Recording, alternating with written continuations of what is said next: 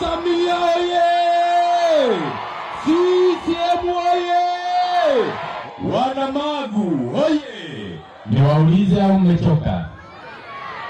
Kule mwisho niwaulize au mmechoka? Mkutano wa leo tulivyowahudumia leo, tumewakwaza au mmefurahi? Ambao kutoka moyoni mnasema tumefurahi, punga mkono mmoja tu hivi. CCM oye! Tushushe chini.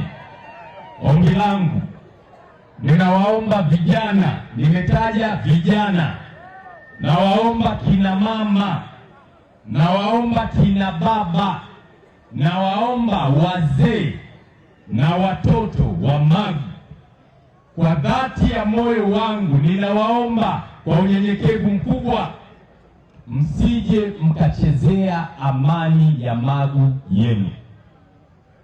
Hapa Magu hapa, angalieni huko barabarani, angalieni maduka ya wafanyabiashara hapa. Hawa ndio wanaokuza uchumi wenu. Uongo kweli?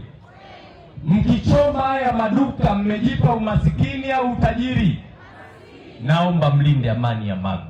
Hapa ndio ardhi yenu, msiharibu. Tunzeni ardhi yenu.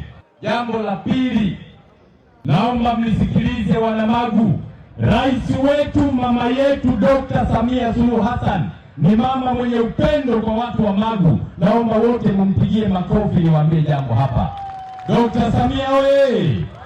Miradi iliyotajwa hapa ni ya mabilioni: maji, barabara. Mheshimiwa mbunge amesema shule mpya ambazo mwananchi hajachangia hata shilingi moja, kuanzia chini mpaka juu, Dr. Samia amewajengea hapa shule za kutosha. Piga makofi mengi kwa rais wetu. Upendo huo haupo kila nchi, haupo kila mahali. Inahitaji kiongozi mwenye upendo, mwenye uzalendo, mwenye utu, naye ni Daktari Samia Suluhu Hassan. Wapenda maendeleo wa Magu, piga makofi mengi kwa mama yetu Samia Suluhu Hassan. Hapa Magu patabadilika kuwa pazuri endapo wananchi mtashirikiana na serikali, endapo wana Magu mtashirikiana na chama, endapo mtajitambua na kujua amani na utulivu ndiyo msingi wa maendeleo, na msikubali hata siku moja mkaharibu nyumbani kwenu. Lindeni, lindeni, lindeni ardhi ya wazee wenu waliowaachia kama urithi wenu. Msiharibu hapa, msiharibu hapa.